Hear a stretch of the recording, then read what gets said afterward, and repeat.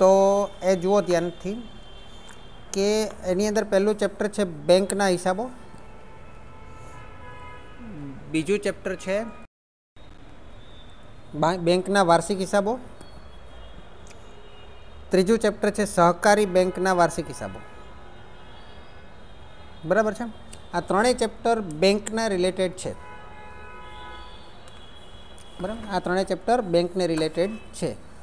तो आनी अंदर बेंकना वार्षिक हिसाब आपणे करवा होय तो पहली बात तो आपणे वार्षिक हिसाबों शू है तो बधाने खबर ज हशे, है ने। तो वार्षिक हिसाबनी अंदर खास करीने शू आवे,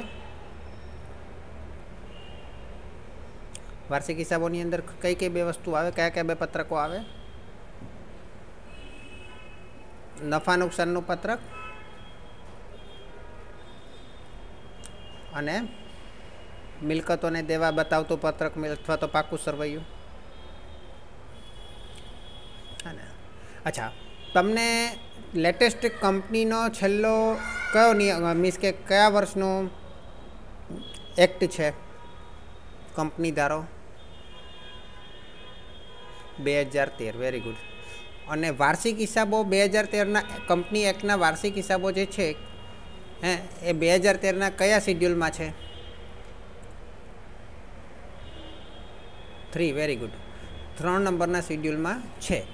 तो 2013 एक्ट में कंपनी एक्टना शेड्यूल 3 में है, है ने। अने 1956 शेड्यूल 6 में हतुं, पण हवे 2013 आई गयुं एटले शेड्यूल 3 नी अंदर आपणे वार्षिक हिसाबों करता होईए। एनी अंदर आपणे शुं करता था एनी वात करीए तो एनी अंदर आपणे शुं करता था? कोईने याद छे? कुल केटली नोंध लखता था?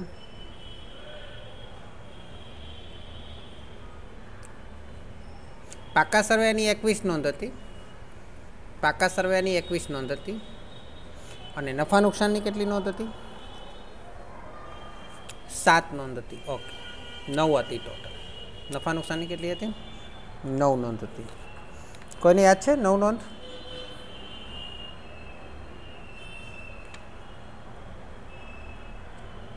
हाँ, એટલે 9 નોંધ હતી એવું યાદ છે કોઈ એક્ઝેક્ટલી? ઓકે, પાકા સર્વેની 21 નોંધની અંદર પાકા સર્વેયાના ટોટલની અંદર કેટલી નોંધ આવતી હતી? પાકા સર્વેના પત્રકની અંદર પાકા સર્વેના પત્રકની અંદર 20 જ નોંધ આવતી હતી, યાદ હોય તો। 21 નંબરની નોંધ તો સંભવિત દેવું તમે લખતા હતા, જે પાકા સર્વેની અંદર એનો ટોટલ લેતા નહીં હતા, પણ એ તમારે અલગથી बतावવું પડતું હતું। संभावित जवाबदारी अथवा तो संशयित जवाबदारी याद है? 21 नंबरनी नोंध अने पछीनी 9 नोंध एटले टोटल 30 नोंध थती हती। बराबर है, टोटल 30 थी जती थी। 21 ने 9 30। तो आ संभावित जवाबदारी तो आनी अंदर पण आवशे ज। 21 नोंध पाका सर्वेमां छे, 9 नफा नुकसाननी अंदर है, परंतु ए 2013 परिशिष्ट एटले के शेड्यूल 13 अंदर, शेड्यूल 3 नी अंदर है। तो आपणे बेंकिंग कंपनी में तमारे शेड्यूल 3 नो ज उपयोग करवानो, 2013 शेड्यूल 3 नो उपयोग करवानो। तो ए हूँ तमने समझाई दूँ। तो बेंकिंग कंपनी नो एक अलग कानून है, अलग एक्ट है, बेंकिंग रेग्युलेशन एक्ट 1949 कयो छे? 1949। अने कंपनी धारो एना पछी जे आव्यो तो 1956 आव्यो ने त्यार पछी 2013 आव्यो। हवे बेंकिंग पण कंपनी ज छे तो एने कंपनी धारो लागे के नहीं लागे? लागे खरो, पण क्यारे लागे?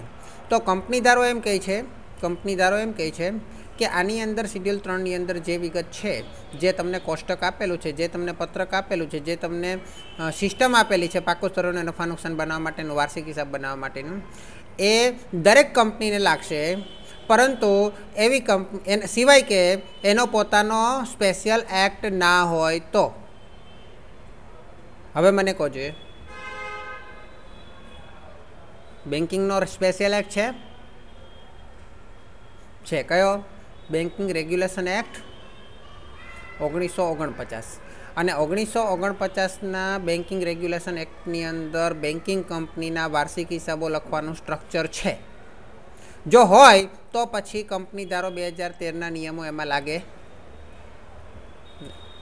એટલે જે જગ્યાએ બેન્કિંગ રેગ્યુલેશન એક્ટના નિયમો કામ નથી કરતા બેન્કિંગ માટે, બેન્કિંગ રેગ્યુલેશન એક્ટના નિયમો કામ નથી કરતા, ત્યારે કંપની ધારાને અમલમાં લેવાનો.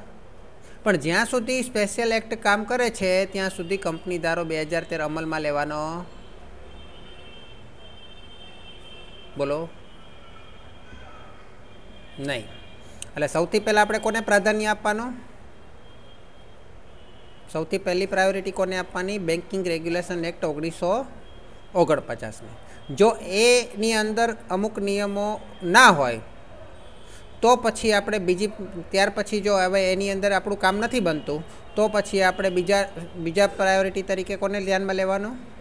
કયા ધારાને ધ્યાનમાં લેવાનું? 2013. બરાબર? આટલું ક્લિયર બધાને?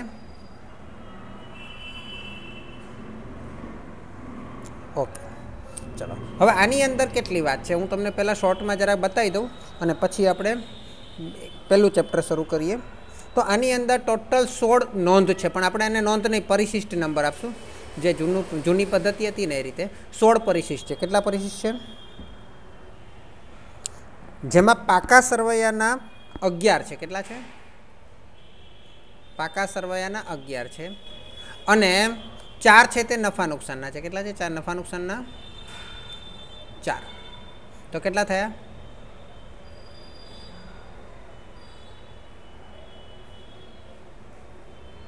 તો પછી એક કયું ગયું? એક ક્યાં ગયું? સંશયિત દેવું. Very good. તો 11 પછીનું જે 12મું છે તે સંભવિત જવાબદારી અથવા તો સંશયિત દેવું.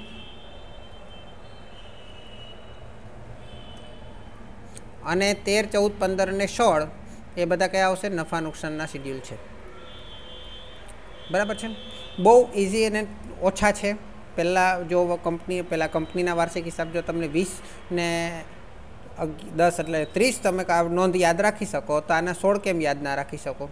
બરાબર ને?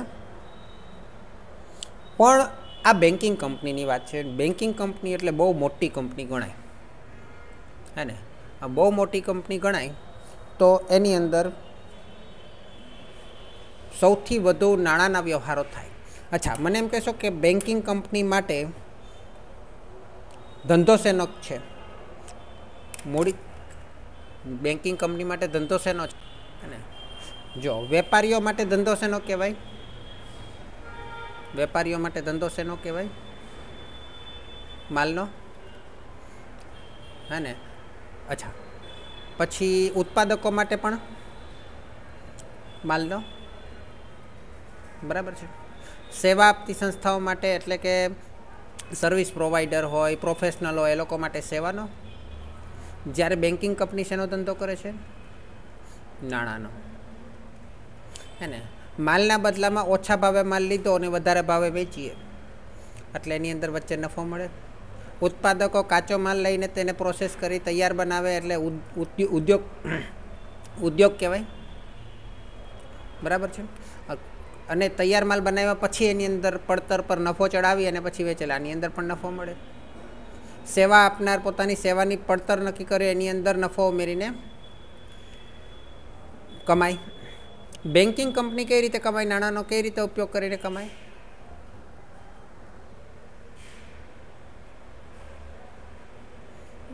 નાણાંની લોન આપે ને વ્યાજ લે એ તો ફાઇનાન્સ કંપની કહેવાય અને બેન્કિંગ કંપની ના કહેવાય. બેન્કિંગ અને ફાઇનાન્સ કંપનીમાં ફરક છે. બેન્કિંગ અને ફાઇનાન્સ કંપનીમાં ફરક છે. રોકાણ દ્વારા તો ઠીક છે. ફાઇનાન્સ કંપની અને બેન્કિંગ કંપની વચ્ચે શું તફાવત છે?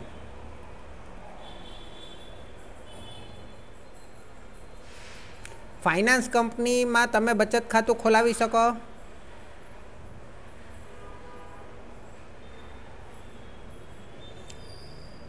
નહીં ખુલે. એ ફક્ત એની પાસે પૈસા બહુ બધા છે, એ ફક્ત લોન આપે છે અને વ્યાજ કમાય છે. લોન આપે છે અને વ્યાજ કમાય છે, એને ફાઇનાન્સ કંપની કહેવાય. પણ એની અંદર એ પબ્લિકના પૈસા લેતી નથી, પબ્લિકની બચતો સ્વીકારતી નથી, એટલે એને ફક્ત ફાઇનાન્સ કંપની કહેવાય. જ્યારે બેન્કિંગ કંપની શું કરે છે, એની પાસે પૈસા નથી, એની પાસે પૈસા નથી, હે, એ પબ્લિક પાસેથી બચતો સ્વીકારીને પૈસા મેળવે છે, અને એ જ પૈસા પબ્લિકને, અન્ય પબ્લિકને, ધંધાને, અલગ અલગ પ્રકારના બિઝનેસ માટે, અલગ અલગ પ્રકારના કાર્ય માટે, અલગ અલગ પ્રકારની સેવાઓ માટે લોન આપે છે. હવે પબ્લિક પાસે જે પૈસા લે છે એના બદલામાં એને વ્યાજ આપે છે, અને પબ્લિકને જે લોન આપે છે એના બદલામાં પોતે વ્યાજ મેળવે છે, અને આ બંને વ્યાજની ટકાવારીનો જે તફાવત મળે એમાંથી બેન્કિંગ કંપની કમાય છે. હા, ફાઇનાન્સ કંપનીમાં શું છે, એ લોકો પૈસા કઈ રીતે મેળવે, એ લોકો પાસે પોતાના તો પૈસા હોય જ, પ્લસ શેર બહાર પાડીને પૈસા મેળવે. એ બચતો નથી સ્વીકારતી, શેર બહાર પાડીને પૈસા મેળવે, બરાબર, શેર, ડિબેન્ચર કંઈ પણ એ બચતો સ્વીકારતી નથી. ને તમે એમાં સેવિંગ ખાતું, ફિક્સ ડિપોઝિટ ખાતું એવું ખોલાવી ના શકો ફાઇનાન્સ કંપનીમાં, હે ને. એની ઉપર આરબીઆઈનો કંટ્રોલ બેન્કિંગ કંપનીવાળા કરતાં ઓછો છે. બેન્કિંગ કંપની પર આરબીઆઈનો કંટ્રોલ વધારે છે, કેમ કે એમાં પબ્લિકના પૈસા છે, પબ્લિકની બચતો છે. જ્યારે ફાઇનાન્સ કંપનીમાં આરબીઆઈનો કંટ્રોલ ઓછો છે, કારણ કે એમાં પબ્લિકના પૈસા નથી, એટલે આરબીઆઈ એને વધારે છૂટછાટ આપે છે, બરાબર છે. તો આરબીઆઈનો કંટ્રોલ બેન્કિંગ પર શા માટે છે? પબ્લિકના પૈસા બેંકો પાસે હોય છે, બચતો સ્વીકારેલા હોય એટલે, બરાબર છે. ચલો આગળ વધીએ. હવે મને કે જો આપણે હમણાં વાત કરતા હતા એમ, પાકા સરવાળાની અંદર આપણે મિલકતો લખીએ. મિલકતો કેટલા કેટલા પ્રકારની હોય? મિલકતો કેટલા કેટલા પ્રકારની હોય? કઈ ખાસ કરીને?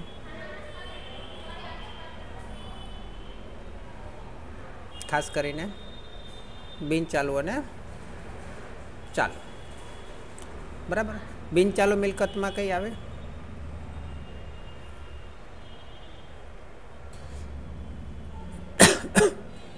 બિન ચાલુ મિલકતોમાં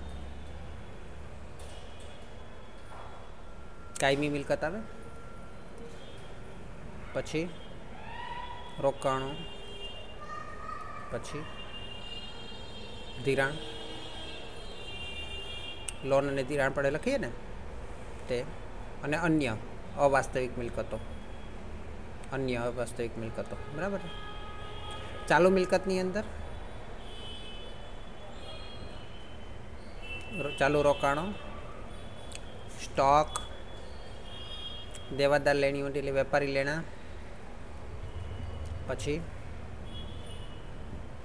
રોકડ અને બેંક, રોકડ સમકક્ષ,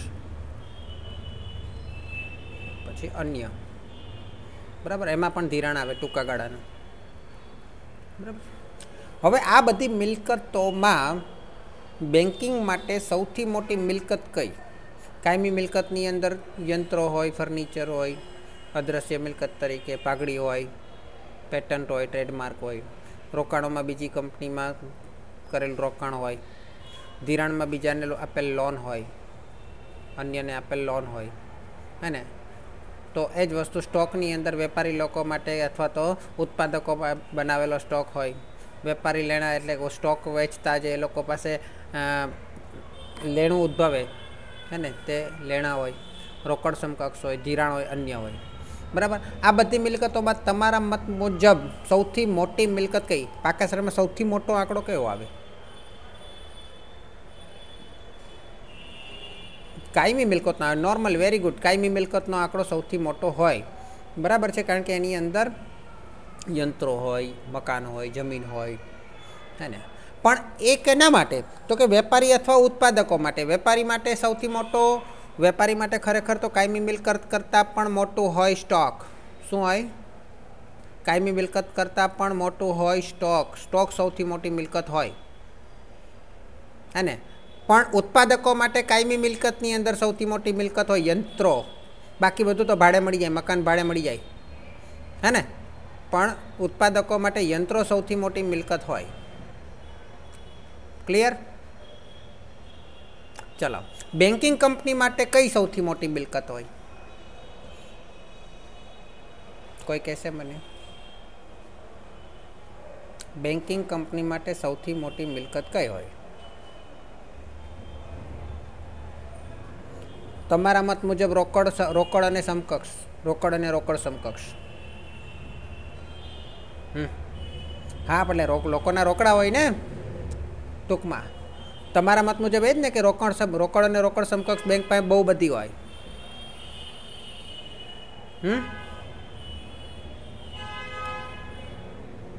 આવું જ લાગે છે ને બધાને. એટલે બેંકે કરેલું રોકાણ, બેંક ક્યાં ક્યાં રોકાણ કરે? બેંકે કરેલું રોકાણ, બેંક ક્યાં ક્યાં રોકાણ કરે? કરે રોકાણ કરે. સરકારી જામીનગીરીમાં પણ કરે, કંપનીઓમાં પણ કરી, બીજી બેંકોમાં પણ કરી શકે. ચલો, તો તમારી વાત સાચી કે રોકડ અને રોકડ સમકક્ષ સૌથી મોટું હોઈ શકે અથવા રોકાણો સૌથી મોટું હોઈ શકે. પણ હું તમને કહી દઉં કે સૌથી મોટું રોકડ અથવા રોકાણો ના હોય. બેન્કિંગ આપણે જે રોકડ જોઈએ છે ને, આપણે જે બેંક પાસે આપણે જે રોકડ દેખાય ને, આપણને એમ લાગે છે ને, આપણે જે કલ્પના કરીએ ને, એ તો બહુ જ ઓછા ટકા હોય એની મિલકતના. બહુ જ ઓછા ટકા. રોકાણો બી કમ્પલસરી નથી. રોકાણો નહીં પણ કરે બેન્કિંગ કંપની. કાયમી મિલકત, મકાન તો પોતે ભાડું લઈ લે, ભાડેથી લઈ લે. જે બધી બેંકોને મકાન હોય છે ને, પોતાના નથી હોતા. એટીએમ મશીન રાખવા માટે દુકાન રાખેલી હોય નાની, એ પણ પોતાની નથી હોતી, એ બધું ભાડે લે છે. એટલે કાયમી મિલકતો તરીકે મકાન પણ નથી હોતા એ લોકોના. રાખે જ નહીં. શા માટે રાખે? કાયમી મિલકત તો શૂન્ય બરાબર સમજવાની. ફર્નિચરને એ બધું રાખવું પડે. તો સૌથી મોટી મિલકત રોકાણો તો એ લોકોએ ફરજિયાત કરવા પડે સરકારી આરબીઆઈના નિયમોને કારણે. એટલે રોકાણો રાખે. રોકડ સમકક્ષ પણ એ લોકોએ અમુક ફરજિયાત રોકડ રાખવી પડે એટલે રોકડ રાખે. બાકી એ શા માટે રોકડ રાખે? એને પૈસા ક્યાંથી કમાવા મળે? એ પોતે રોકડ રાખે તો પૈસા કમાવા મળે?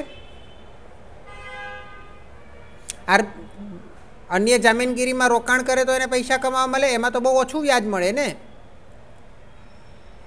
રોકાણોમાં તો એને ઓછું વ્યાજ મળી. ધિરાણ સૌથી મોટી મિલકત છે. પબ્લિકને લોન આપે છે, પબ્લિકને ધિરાણ આપે છે, જેને ઇંગ્લિશમાં આપણે એડવાન્સ કહીશું. શું કહીશું? Loan and advance. ઇંગ્લિશમાં લોન એન્ડ એડવાન્સ કહીશું, ગુજરાતીમાં લોન અને ધિરાણ. હે ને? તો પબ્લિકને જે ધિરાણ આપે છે એ કંપનીની સૌથી મોટી મિલકત કહેવાય, બેન્કિંગ કંપનીની. અને એટલા માટે બેંક જે છે તે મિલકત તરીકે ધિરાણને જ ઓળખાવે. આપણે પૂછીએ ને તમારી મિલકતો કેટલી, તો એ બીજા બધા ટોટલ નહીં કરે, ખાલી ધિરાણનો ટોટલ કરીને કહી દે. કારણ કે ધિરાણને જ મિલકત તરીકે ઓળખાવે, કારણ કે એ જ એની મોટી મિલકત ગણાય. સમજ પડી? હવે આ જે ધિરાણ કરે છે એ સૌથી મોટી મિલકત છે. તો એના વિશે આપણે પહેલાં શીખવું પડે, એના વિશે સમજવું પડે કે ધિરાણના કેટલા પ્રકાર, ધિરાણ કઈ કઈ પ્રકારના હોઈ શકે. હે ને? આમ તો જોવા જઈએ તો ધિરાણના ખૂબ બધા પ્રકાર છે, પણ પાકા સરવાયાની દ્રષ્ટિએ આપણે ધિરાણના કેટલા પ્રકાર એ સમજવાનું. હે ને? ધિરાણ એટલે કે લોન કેટલા પ્રકારની આપી શકે? ચલો, તમારા મત મુજબ કેટલા પ્રકારની લોન હોઈ શકે? કોઈના નામ આપો જે પબ્લિકને આપે. લાંબા ગાળાની લોન અને ટૂંકા ગાળાની લોન. ચલો, બે ભાગ પડ્યા, સારું કહેવાય. બે વર્ગીકરણ તરીકે. ટૂંકા ગાળાની, તારણવાળી ને તારણ વગરની. Very good. સિક્યોર્ડ અને અનસિક્યોર્ડ. હે ને? બીજું તારણવાળી અને તારણ વગરની. પણ આમ નોર્મલી તમે બેંક પાસે લોન લેવા જાઓ તો કઈ કઈ પ્રકારની લોન તમને આપી શકે bank? Very good. Home loan. પછી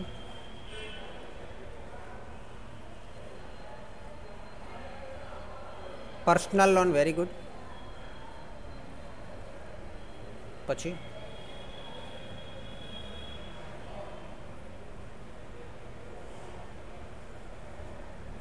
બિઝનેસ લોન. Very good. એ પણ લોન જ ગણાય, ટૂંકા ગાળામાં આવશે. ઓડી છે, બેંક ઓવરડ્રાફ્ટ.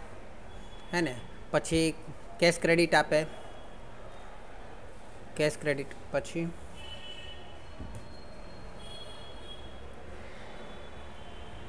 તમારી પાસે કોઈ પાસે બાઇક છે ખરા?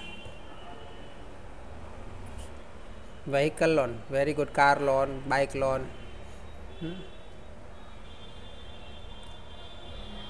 યસ, પણ ગોલ્ડ લોનમાં શું છે? ગોલ્ડ લોનની અંદર તમે ગોલ્ડ મૂકો છો અને લોન મળે છે, બરાબર ને? એટલે ગોલ્ડ લોન, ગોલ્ડની સામે તમને લોન મળે છે.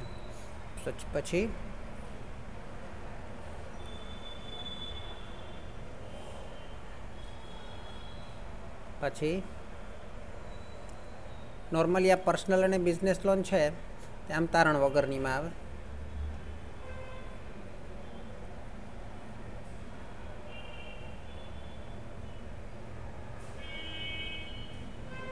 પેલું ગવર્મેન્ટ આપે છે તે એ મારા ધ્યાનમાં નથી. 10 જણ ભેગા કરીને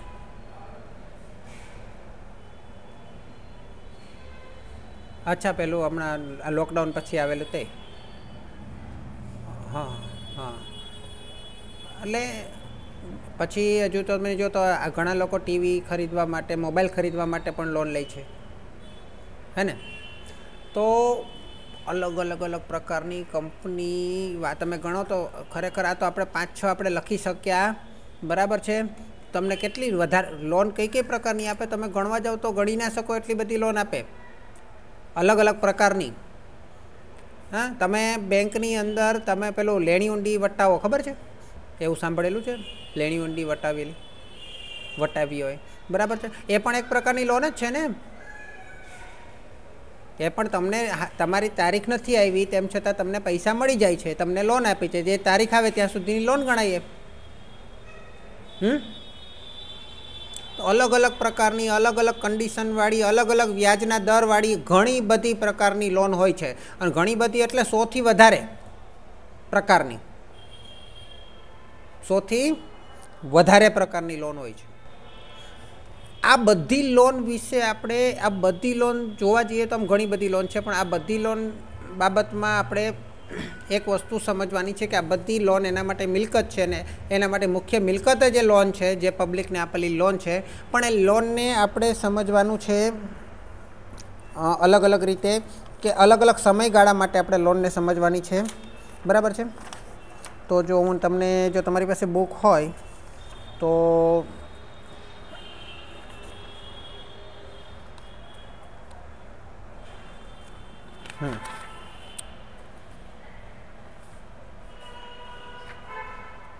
જો એક તો પેજ નંબર 15 છે. પેજ નંબર 15 દેખાય છે? 15 મળ્યું તમને જૂની બુકમાં, ગુજરાતી મીડિયમની? એની અંદર જરા આ વાંચી લેજો. એ આખો પેરેગ્રાફ છે ને, આવકનું સંપાદનવાળું. નિશ્ચિત મુદતની લોન છે, ઉપર NPA લખેલું છે, કેશ ક્રેડિટ અને ઓવરડ્રાફ્ટ છે, ખરીદેલ અને વટાવેલ હુંડીઓ છે, અન્ય ખાતાઓ છે, બરાબર? એ જરા પેરેગ્રાફ પછી વાંચી લેજો, બરાબર? હવે આ બધી મિલકતો જે છે એ મિલકતોનો આપણે વર્ગીકરણ કરવું પડશે. એટલા માટે વર્ગીકરણ કરવું પડશે કે આ બધી મિલકતો બાબતમાં આપણે જોગવાઈ કરવી પડશે, કારણ કે આ બધી મિલકતો ખરેખર મિલકતો એવી છે કે એના પૈસા આપણને ટાઈમ પર મળે પણ ખરા અને ટાઈમ પર ન પણ મળે, કારણ કે આ મિલકત જમીન મકાન જેવી નથી કે આપણા નામ પર જ છે. ભલે આપણા નામ પર હોય પણ એ પૈસા બીજા પાસે છે, હે ને? આપણા હાથમાં નથી, બરાબર? ચલો, તો એના પછીના પેજમાં 16 નંબરના પેજમાં તમે જુઓ, નુકસાન સામે જોગવાઈ કરવાના હેતુથી મિલકતની કામગીરીને આધારે બેંક ધિરાણ એટલે કે લોન, એડવાન્સ, ધિરાણ એટલે એડવાન્સ, બેંક એડવાન્સનું વર્ગીકરણ. Classification of bank advances on the basis of assets performance for determining loss provisions. હવે પ્રોવિઝન એટલે શું? તો કે જોગવાઈ. જોગવાઈ એટલે શું? જોગવાઈ એટલે શું? તમે દેવાદારોમાંથી ગાલખાત અનામત બાદ કરો કે નહીં? કેમ બાદ કરો? આ ગાલખાત અનામત શું છે? આ ગાલખાત અનામત શું છે? તમારે નુકસાન છે? તો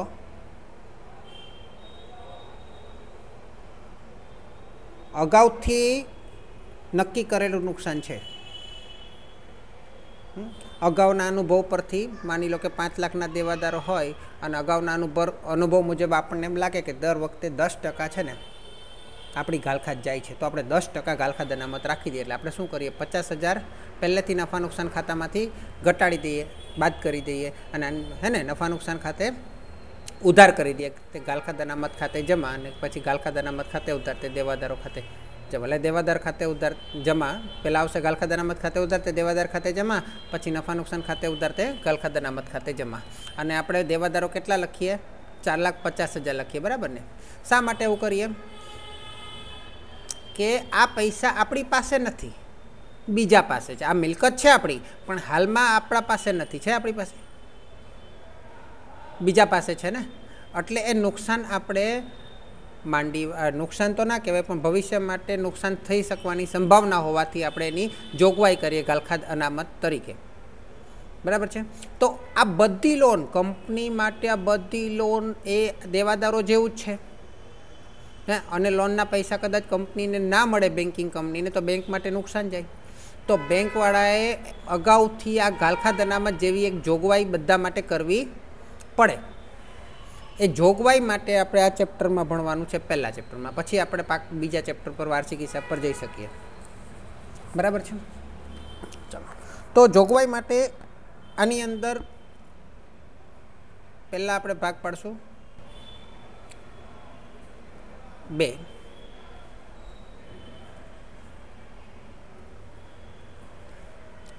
આ બધી મિલકતો, મિલકત એટલે આપણે એડવાન્સને જ કહીશું, ધિરાણને જ આપણે મિલકત કહીશું, લોન એન્ડ એડવાન્સને જ આપણે મિલકત કહીશું. બીજી કોઈ મિલકતની વાત નહીં કરીશું, હે ને?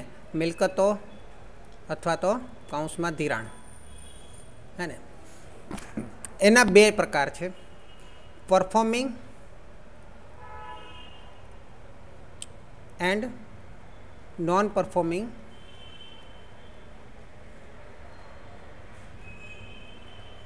એડવાન્સ. એડવાન્સ એટલે કે ધિરાણ. પરફોર્મિંગ એડવાન્સ અને નોન પરફોર્મિંગ એડવાન્સ. પરફોર્મિંગ એટલે શું? તો કે ઉત્પાદક. ઉત્પાદક એટલે જેમાં આપણને વ્યાજ મળે, આપણને ટાઈમ ટુ ટાઈમ પૈસા મળી જાય, તેને ઉત્પાદક કહેવાય. ઉત્પાદક ધિરાણ અને બિન ઉત્પાદક ધિરાણ.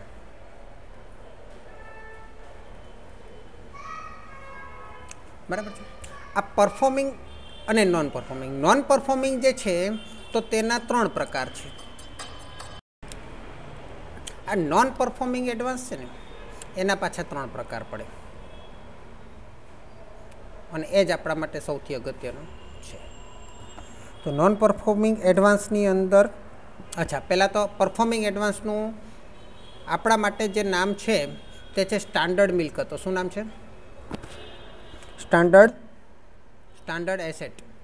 એડવાન્સ એટલે આપણા માટે એસેટ પણ કહી શકાય, બરાબર? નોન પરફોર્મિંગ એસેટ, એ લોકો એસેટ જ નામ આપે છે મિલકત તરીકે. કાયમી મિલકત એ બધાને મિલકત ગણતા જ નથી, આ જ મેઇન મિલકત એની, હે ને?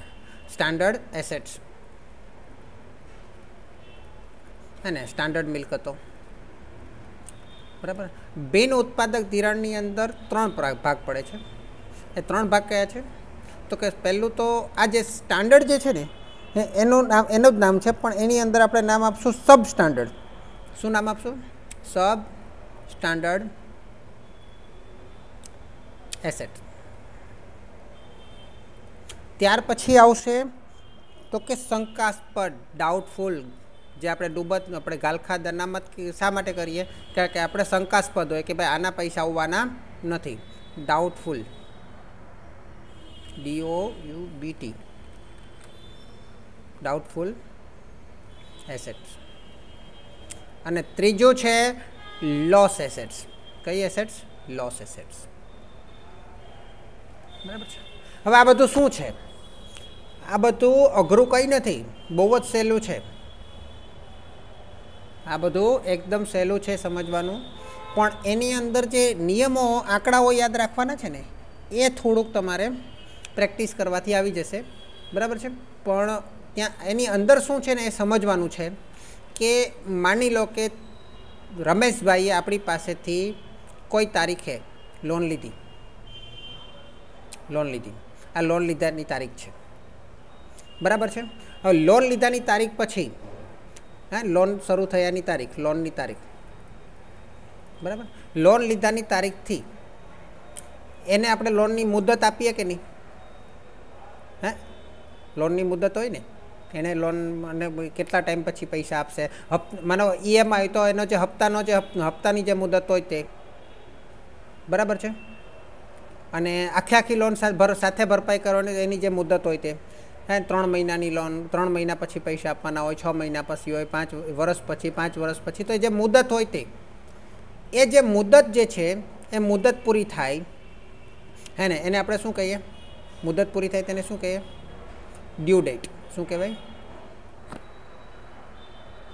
શું કહીશું આપણે? Due date. બરાબર. હવે આ ડ્યુ ડેટ પછી પણ તમને બેંકવાળા ટાઈમ આપે. રમેશભાઈને આપણે ટાઈમ આપવો પડે કે ડ્યુ ડેટ પછી તમે કેટલા સમયની અંદર પૈસા ભરી શકો. ડ્યુ ડેટ પછી તમે કેટલા સમયની અંદર પૈસા ભરી શકો. દાખલા તરીકે તમે લાઇટ બિલ હોય તો લાઇટ બિલની એક છેલ્લી તારીખ એ લોકોએ લખેલી હોય કે 10 દિવસ પછીની તારીખ એ લોકોએ લખેલી હોય કે આ તમારી ડ્યુ ડેટ છે, હે ને. પણ ડ્યુ ડેટ પછી પણ અમુક લોકો મોડેથી પૈસા ભરે તે લોકો અમુક ચાર્જ લઈ લે, પણ એ ડ્યુ ડેટ પછી પૈસા ભરે ને અમુક લોકો. આ મોટા ભાગે તો લોકો ડ્યુ ડેટ પહેલાં ભરી દે કે જેથી કરીને એ લોકોને કોઈ ચાર્જિસ નહીં લાગે. પણ ડ્યુ ડેટ પછી અમુક લોકો પૈસા ભરે. તો લોનની એક ડ્યુ ડેટ હોય, એ છેવટની તારીખ હોય, એનો મેસેજ પણ આપણને અગાઉથી આવી જાય કે આ તમારી ડ્યુ ડેટ છે 2-3 દિવસ પહેલાં, જેનો ઈએમઆઈની તારીખ હોય જે હોય તે. તો એ ડ્યુ ડેટ પછી આપણે પૈસા ભરીએ તો પણ એક સમય, એ લોકો એક નિશ્ચિત સમયગાળો હોય બધી બેન્કો માટે, બધી પ્રકારની લોન માટે. મેં તમને કીધું ઘણી બધી પ્રકારની લોન છે, એ સમયગાળો હોય. મોટા ભાગે આપણે જોઈશું કે 90 દિવસ. કેટલા દિવસ? 90 દિવસ. મોટા ભાગે 90 દિવસ છે, પણ બધા અલગ અલગ લોન માટે અલગ અલગ દિવસો છે. તો આ સમયગાળો હોય, ડ્યુ ડેટ પછી તમારે 90 દિવસની અંદર પૈસા ભરવાના હોય, બરાબર છે. તો એ સમયગાળો પૂરો થાય ત્યાં સુધી જે એ લોન હોય એ બેંક માટે સ્ટાન્ડર્ડ એસેટ કહેવાય. શું કહેવાય એને? એ લોન બેંક માટે કેવી ગણાશે? Standard asset. હવે આ સ્ટાન્ડર્ડ એસેટ તો છે, બરાબર છે. આ સ્ટાન્ડર્ડ એસેટ છે.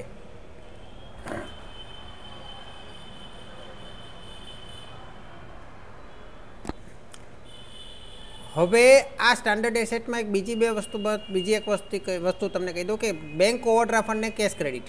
બેંક ઓવરડ્રાફ્ટ અને કેશ ક્રેડિટ, આના માટે ડ્યુ ડેટ હોતી નથી, કારણ કે બેંક ઓવરડ્રાફ્ટ માટે ડ્યુ ડેટ એ જ દિવસ હોય છે. કયો દિવસ? જે દિવસે બેંક ઓવરડ્રાફ્ટ લેવામાં આવે તે જ દિવસ, અથવા તો ક્રેડિટ કાર્ડ કેશ ક્રેડિટ જે દિવસે લેવામાં આવે તે જ દિવસ એ લોકો માટે ડ્યુ ડેટ હોય છે. એટલે એના માટે આ બંને દિવસો એક જ બની જશે. શું બની જશે? આ બંને દિવસો એક જ બની જશે, બરાબર. હવે આ સ્ટાન્ડર્ડ એસેટ આટલા સમય સુધી તો છે. પછી પણ જો ભાઈ પહેલો પૈસા આપે નહીં તો હવે બેન્કિંગ કંપની માટે કઈ બની જશે? તો કે સબ સ્ટાન્ડર્ડ એસેટ. હવે નોન પરફોર્મિંગમાં આવી જશે. કેમ આવી જશે? અત્યાર સુધી પરફોર્મિંગ હતી, હવે નોન પરફોર્મિંગમાં આવી જશે. અને નોન પરફોર્મિંગમાં આવી જાય એટલે આપણે એને કલર બદલી નાખીએ. નોન પરફોર્મિંગ આવી ગઈ હતી. અને હવે નોન પરફોર્મિંગ એસેટની વાત કરીએ તો નોન પરફોર્મિંગ એસેટ એના પાછા આપણે 3 પ્રકાર પાડ્યા છે. તો 3 પ્રકાર કઈ રીતે પાડ્યા છે? તો એની એક સમયગાળો આપેલો હોય, એ સમયગાળા પછી આમાં લખેલું છે, જો આપણે વાંચો, સબ સ્ટાન્ડર્ડ મિલકતો લખેલું છે પેજ નંબર 16માં. હા, જે મિલકત 12 માસથી વધુ નહીં તેટલી મુદત માટે બિન ઉત્પાદક મિલકત ગણવામાં આવી હોય, જો કે એની અંદર નિયમ ચેન્જ થઈ ગયા છે, તેને કમ પ્રમાણભૂત એટલે કે સબ સ્ટાન્ડર્ડ મિલકતો કહેવામાં આવે છે. આ એવી મિલકત છે કે જેમાં નાણાં ઉછીના લેનાર કે ગેરંટી આપનારની ચાલુ નેટવર્થ અથવા જામીનગીરીની હાલની બજાર કિંમત બેંક લેણું પૂરેપૂરું વસૂલ કરવા માટે પૂરતી નથી, બીજા શબ્દોમાં કહીએ તો આવી મિલકતમાં ચોક્કસપણે શાખની નબળાઈ છે કે જેથી દેવાની વસૂલાતમાં જોખમ આવી શકે છે અને એક બાબત ચોક્કસ છે કે બેંકને તેની વસૂલાતમાં નુકસાન જવાનું છે સિવાય કે તે ખામી સુધારવામાં આવે. મુદતી લોન પરનું વ્યાજ કે મુદતનો હપ્તો 90 દિવસથી વધુ મુદત માટે બાકી હોય તો તેને સબસ્ટાન્ડર્ડ મિલકત કહેવામાં આવે છે. એટલે 90 દિવસથી વધુ સમય થઈ ગયો, જો કે આ બધા નિયમમાં ઘણો બધો ચેન્જ થઈ ગયો છે, તો 90 દિવસથી વધુ થઈ ગયો એટલે હવે સબસ્ટાન્ડર્ડ મિલકત થઈ ગઈ. બરાબર છે. હવે સબસ્ટાન્ડર્ડ મિલકત માટે પણ એક સમયગાળો હોય. એ સમયગાળા દરમિયાનમાં જો પહેલો ભાઈ પૈસા આપી દે, રમેશભાઈ, એ સમયગાળા દરમિયાન આપણને જો પહેલાં પૈસા આપી દે તો એ સબસ્ટાન્ડર્ડ મિલકત તરીકે ગણાશે.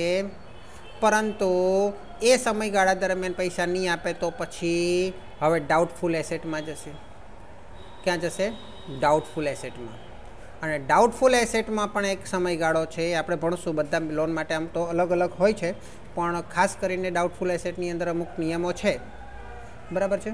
ડાઉટફુલ એસેટની અંદર પણ એક સમયગાળો છે. એ ડાઉટફુલ એસેટનો સમયગાળા દરમિયાન લોન ચૂકવી દે તો ઠીક, નહીં તો પછી એ લોસ એસેટ ગણાય. પણ ડાઉટફુલ એસેટનો સમયગાળો કઈ રીતે નક્કી કરવો?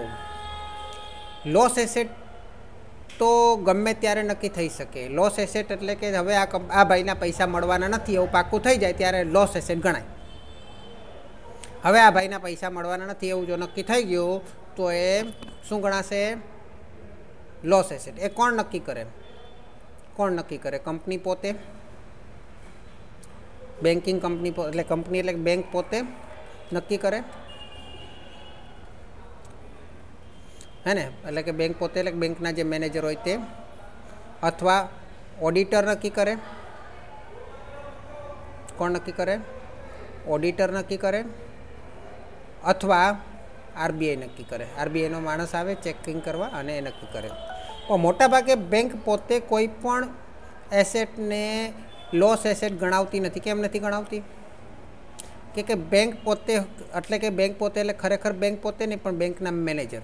અને બેંકના મેનેજર કોઈ પણ એસેટને લોસ એસેટ ગણાવે નહીં, કારણ કે જો બેંકના મેનેજર એ કોઈ પણ લોનને લોસ એસેટ ગણાવી દે તો એને ઉપરથી કહેવામાં આવે કે ભાઈ તમે આ લોન આપી શા માટે, શું જોઈને તમે આ લોન આપી, હે? અને બેંકના મેનેજરનું પ્રમોશન અટકી જાય. શું થાય?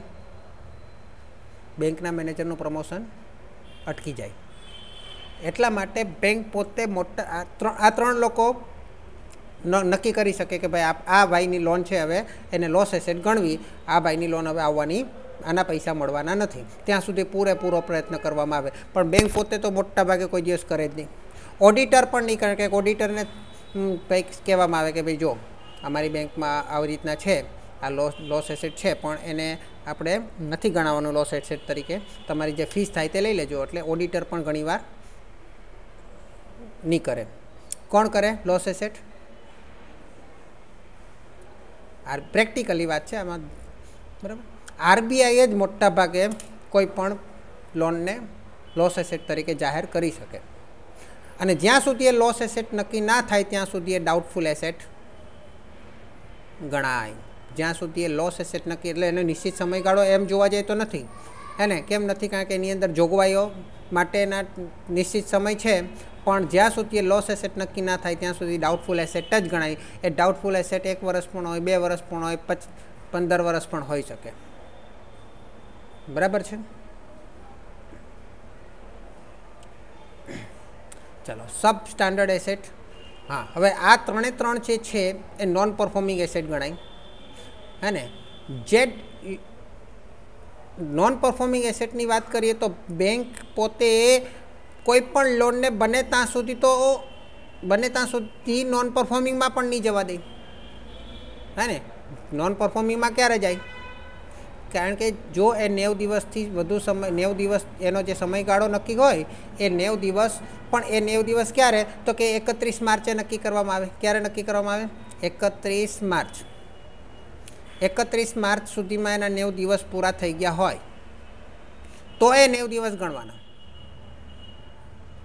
હે ને? હવે એ બેંક શું કરશે કે આ ભાઈની લોન છે, રમેશભાઈની લોન, હે ને? એણે સમજી લો કે ફેબ્રુઆરીમાં એની ડ્યુ ડેટ પૂરી થાય છે. કઈ તારીખે પૂરી થાય છે ડ્યુ ડેટ? ફેબ્રુઆરીમાં. સોરી ફેબ્રુઆરીમાં, હા ફેબ્રુઆરીમાં ડ્યુ ડેટ પૂરી થાય છે, તો એના 90 દિવસ ક્યારે પૂરા થાય? મે મહિનામાં પૂરા થાય. ફેબ્રુઆરીની કોઈ તારીખે એને લોનની ડ્યુ ડેટ આવી ગઈ, તો એના 90 દિવસ ક્યારે પૂરા થશે? સમજવા માટે આપણે 90 જ લઈશું હમણાં. બોલો. માર્ચ, એપ્રિલ ને મે મહિનામાં પૂરા થાય. એટલે કે 31 માર્ચે તો એના 30 દિવસ પૂરા થતા નથી, એટલે નોન પરફોર્મિંગ એસેટમાં જશે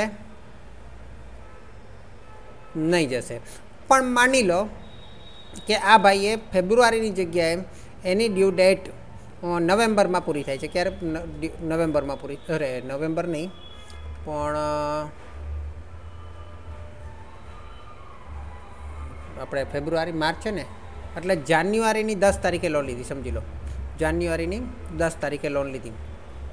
તો જાન્યુઆરી એટલે લોન લીધી ને ડ્યુ ડેટ પૂરી થઈ, એટલે જાન્યુઆરી, ફેબ્રુઆરી, માર્ચ, જાન્યુઆરી, ફેબ્રુઆરી, માર્ચ, તો પણ 90 દિવસ નહીં આવે. એટલે આપણે ડિસેમ્બરની 10 તારીખ લઈએ, ડિસેમ્બરની 10 તારીખ લઈએ કે ડિસેમ્બરની 15 તારીખ લઈએ, એટલે આપણે ક્યારે આવશે? ફેબ્રુઆરીની, માર્ચની 15 તારીખ સુધીમાં આવશે. હા, માર્ચની 15 એના 90 દિવસ, 15ની આજુબાજુ એના 90 દિવસ પૂરા થઈ જશે. હવે માર્ચની 15ની આજુબાજુ એના 90 દિવસ પૂરા થાય હે ને, તો 31મી માર્ચે તો એના 90 દિવસ પૂરા થઈ ગયેલા ગણાય. અને 31 માર્ચે એના 90 દિવસ પૂરા થઈ ગયેલા, એટલે નોન પરફોર્મિંગમાં ચાલ્યું જાય. અને જો નોન પરફોર્મિંગમાં ચાલ્યું જાય તો પહેલાં મેનેજરને પ્રમોશન મળે. પ્રમોશન મળતું અટકી જાય કે નહીં? કે લોન એની બ્રાન્ચમાંથી આપવામાં આવેલી છે. બોલો, યસ ઓર નો? આવું થાય કે નહીં?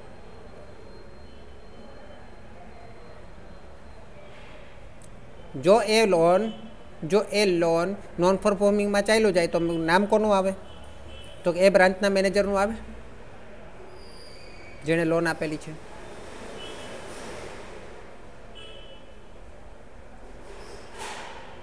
યસ ઓર નો?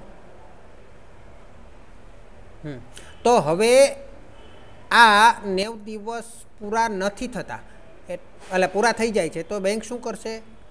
એની લોનના જે પૈસા આવવાના હોય એટલા પૈસા બીજી બેંક પાસેથી ઉધાર લઈ લેશે, અથવા બીજી બેંક પાસેથી ઉધાર નહીં લેશે, બીજી બેંકને એમ કહેશે કે આ ભાઈ જે રમેશભાઈ જે છે એની હું ગેરંટી લઉં છું કે આના પૈસા તમને એકાદ મહિનામાં પાછા મળી જશે.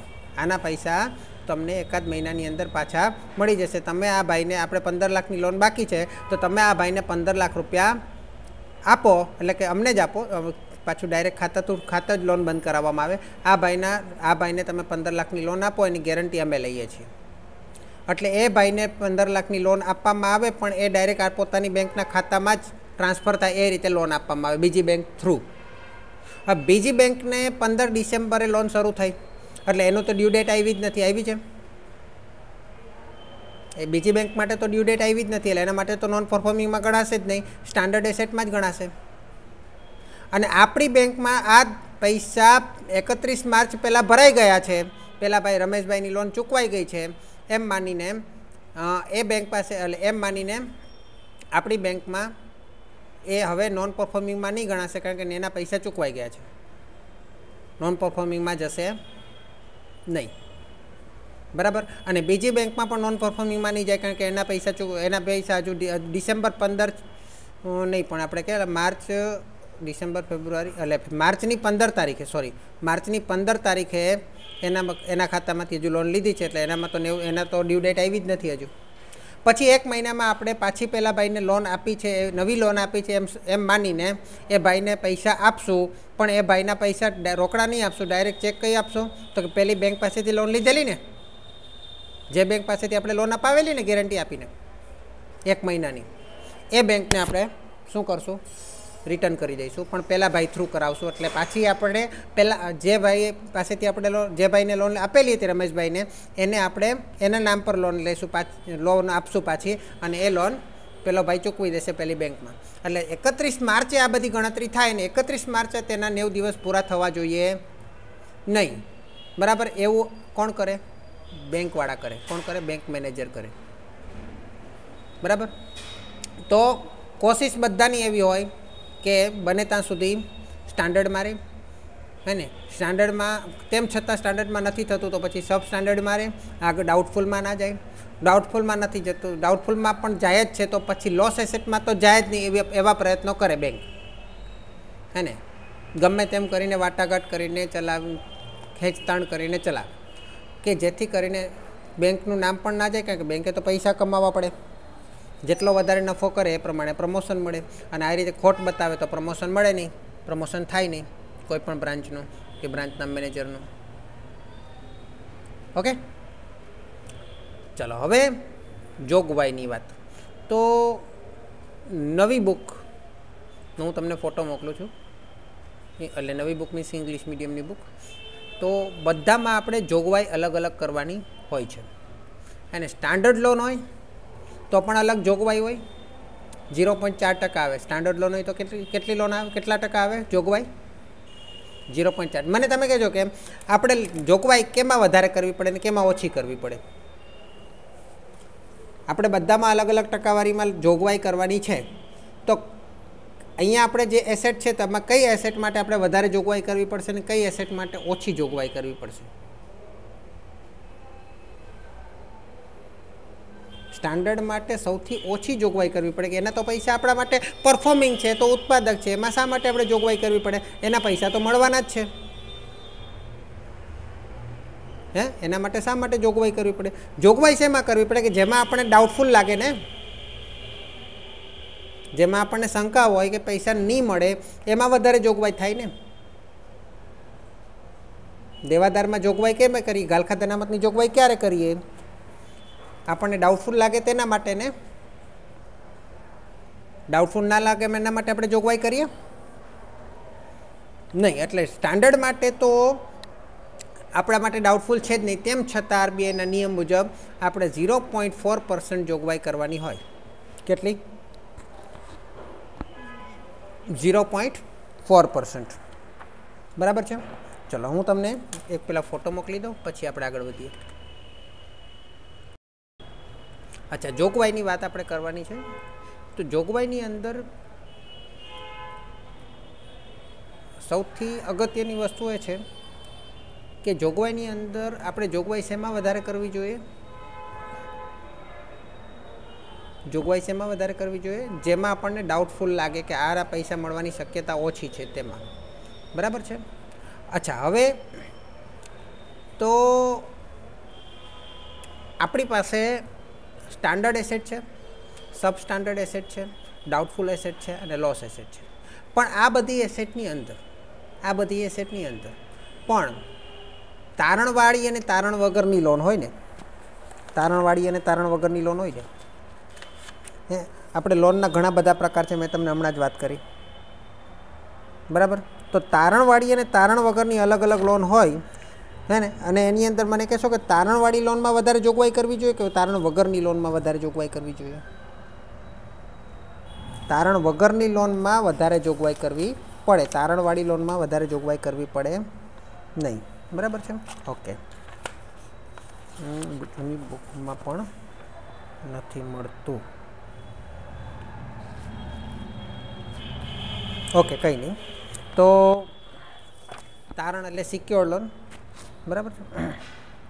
તો સૌથી પહેલાં તો સ્ટાન્ડર્ડ એસેટ પર મેં તમને કીધું તેમ 0.4%. પછી એની અંદર તારણવાળી હોય કે તારણ વગરની સ્ટાન્ડર્ડ એસેટ છે, એટલે કોઈ ચિંતા જ નથી આપણને. કેવી એસેટ છે? કેવી એસેટ છે? સ્ટાન્ડર્ડ એસેટ છે, સ્ટાન્ડર્ડ મિલકત છે, એટલે આપણને કોઈ જ ચિંતા નથી. તારણવાળી હોય કે તારણ વગરની કોઈ જ ફરક પડતો નથી, બરાબર છે. છેલ્લું આપણે જોયું લોસ એસેટ, એટલે કે જેના પૈસા આપણને મળવાના જ નથી, એમાં બી તારણવાળી હોય કે તારણ વગરની કોઈ ફરક પડે? પૈસા મળવાના જ નથી, એમાં 100% જોગવાઈ કરવી પડે. કેટલી જોગવાઈ કરવી પડે? પૂરેપૂરી, કારણ કે આપણને પૈસા મળવાના જ નથી તો કરવી જ પડે ને જોગવાઈ. હા, હવે બાકીની લોન જે છે સબ સ્ટાન્ડર્ડ અને ડાઉટફુલ, એની વાત કરીએ તો જો પહેલાં સબ સ્ટાન્ડર્ડની વાત કરીએ તો જો તમને મોકલેલું છે એની અંદર તમે જુઓ, એની અંદર તારણ વગરની અને તારણવાળી છે એની અંદર 15%, તારણવાળીમાં સબ સ્ટાન્ડર્ડની વાત ચાલે છે, તારણવાળીમાં 15% અને તારણ વગરનીમાં 25%. તારણ વગરની હોય તો વધારે જ કરવી પડે ને જોગવાઈ. પણ એની અંદર તારણવાળીને તારણ વગરની જો કોઈ બીજું ના કહ્યું હોય તો, પરંતુ જો કોઈ ઇન્ફ્રાસ્ટ્રક્ચર એટલે કે જો કોઈ આપણે શું કહી શકીએ એને રિયલ એસ્ટેટ હોય, રિયલ એસ્ટેટનો જેનો બિઝનેસ હોય એ લોકોને આપણે લોન આપેલી હોય તો એ લોકોને લોન આપવામાં આવે. અને જો એસ્ક્રિયો એકાઉન્ટ થ્રુ લોન આપેલી હોય, એસ્ક્રિયો એકાઉન્ટ એટલે કોઈને ખબર છે? જો તમે એસપી ગણ્યા હોય ને 12માં કોઈ, અથવા તો તમે એ પેલું તો કરેલું છે ને એમલોની અંદર એસ્ક્રિયો એકાઉન્ટ વિશે આવેલું, ખબર છે કોઈને? એસ્ક્રિયો એકાઉન્ટ એટલે એવો એકાઉન્ટ કે જેમાં એ ખાતાની અંદર પૈસા ડાયરેક્ટલી ચૂકવણી માટે જ એ ખાતું ખોલવામાં આવે. શેના માટે? ચૂકવણી માટે. ખાસ કરીને શેર માટે એસ્ક્રિયો એકાઉન્ટ ખોલવામાં આવે. અને શેર નવી મેથડ મુજબ શેર બહાર પાડીએ એટલે પબ્લિકના પૈસા એસ્ક્રિયો એકાઉન્ટમાં આવે. અને જે એસ્ક્રિયો એકાઉન્ટની અંદર લોક સિસ્ટમ હોય, બરાબર છે, પબ્લિકના પૈસા એસ્ક્રિયો એકાઉન્ટમાં આવે ને સીધા બેંકના ખાતામાં જ જમા થાય. એ જ રીતે એસ્ક્રિયો એકાઉન્ટવાળું જો હોય અને એ પ્રકારની લોન આપેલી હોય તો એની અંદર પહેલાં જે બિલ્ડર હોય, રિયલ એસ્ટેટનો બિઝનેસ કરતા હોય, બરાબર છે, એ લોકોએ લોન લીધી હોય ને જેમ જેમ એના મકાન વેચાતા જાય અને પૈસા આવતા જાય સીધા કયા ખાતામાં આવશે? તો કે આપણી બેંકના એસ્ક્રિયો ખાતામાં આવે. કયા ખાતામાં આવે? એસ્ક્રિયો ખાતામાં. એટલે આની અંદર એ લોકો પાસે ભલે તારણ હોય કે ના હોય, એ લોકો પાસે પર્સન્ટેજ તારણ વગરની જ કહેવાય, પણ એ લોકોની આપણા માટે આપણે જે કહેવાય ને ડાઉટફુલનેસ એ આપણી ઓછી થઈ જાય. કારણ કે સીધા આપણા ખાતામાં જ આવવાના છે એસ્ક્રિયોના. એટલે ત્યાં 20% આવે. કેટલા આવે? કેટલા આવશે? 20%. બરાબર છે. હવે ડાઉટફુલની વાત કરીએ. આ થઈ સબ સ્ટાન્ડર્ડની વાત થઈ. ડાઉટફુલની વાત કરીએ તો ડાઉટફુલની અંદર પણ તારણવાળી અને તારણ વગરની હોય. તારણવાળી હોય તો તારણવાળી અને તારણ વગરની હોય. પણ તારણવાળી અને તારણ વગરનીમાં કાં તો એવું બને કે તમે 1 લાખની મિલકત પર 80,000ની લોન આપી, તો તમારી લોન જે પૂરેપૂરી છે તારણવાળી છે? પૂરેપૂરી તારણવાળી છે કે નહીં? ઘણીવાર એવું બને કે 80,000ની મિલકત પર 1 લાખની લોન આપી, 1 લાખ ચૂકવવાના બાકી છે અને હવે ડાઉટફુલ થઈ ગયા. તો તારણ વગરની કેટલી? એ તારણ વગરની 20 છે. આ 20,000 પર 100%. કેટલા ટકા? 100%. તારણ વગરની 20,000, એના પર 100% પહેલાં બાદ કરી દેવાના, હે ને? બાકી બચ્યા 80% તારણવાળા. 80,000 બચ્યા. એના માટે આપણે જોવાનું કે એ સબ સ્ટાન્ડર્ડ એસેટ જે છે એ સબ સ્ટાન્ડર્ડ એસેટ, બરાબર, સબ સ્ટાન્ડર્ડમાંથી ડાઉટફુલમાં જાય અને 1 વર્ષ થાય. કેટલો સમય થાય? 1 વર્ષ થઈ ગયું હોય, બરાબર છે. તો 1 વર્ષ થઈ ગયું હોય તો આપણે 25%. 1 વર્ષની અંદર, 1 વર્ષ થઈ ગયું ના હોય, 1 વર્ષની અંદરનો સમયગાળો હોય તો 25%. 1 વર્ષ કરતાં વધુ થઈ ગયું અને 3 વર્ષ સુધીનો સમયગાળો હોય તો 40%. અને 3 વર્ષથી પણ જો વધુ થઈ જાય તો લોસ એસેટ ભલે નથી, પણ લોસ એસેટ જેવું જ એનું આપણે ગણશું. ભલે લોસ એસેટ જાહેર નથી કરાઈ, પણ લોસ એસેટ જેવું જ ગણીને એને આપણે 100% જોગવાઈ કરવી પડે. કેટલા ટકા? 100%. બસ આટલા આંકડાઓ આપણે યાદ રાખવાના છે કે જેથી કરીને આપણે જોગવાઈ કરતી વખતે આ બધા આંકડાઓ આપણને હવાલામાં આપેલા નહીં હશે, આપણે જ યાદ કરીને ગણતરી કરવી પડશે. ઠીક છે, તો કાલે આપણે આગળ વધીશું. Okay, by.